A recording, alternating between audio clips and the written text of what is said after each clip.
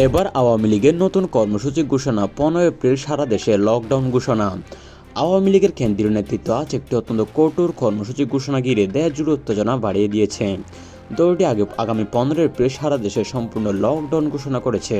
আওয়ামী লীগ নেতারা জানিয়েছেন 15 এপ্রিল সকাল 6টা থেকে রাত 12টা পর্যন্ত সারা দেশে সর্বাত্মক লকডাউন পালন করা হবে, যেখানে থাকবে একসঙ্গে প্রায় 15 লক্ষ পর্যন্ত আওয়ামী কর্মী।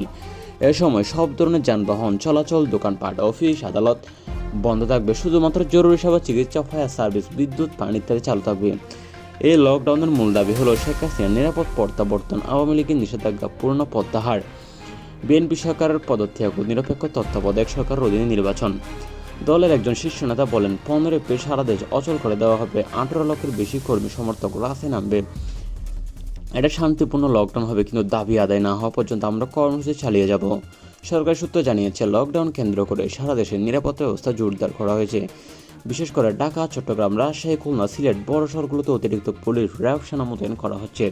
সামাজিক যোগাযোগ মাধ্যমে চলছে লকডাউন ঘোষণা নিয়ে ইতিমধ্যে অনেক আলোচনা সমালোচনা।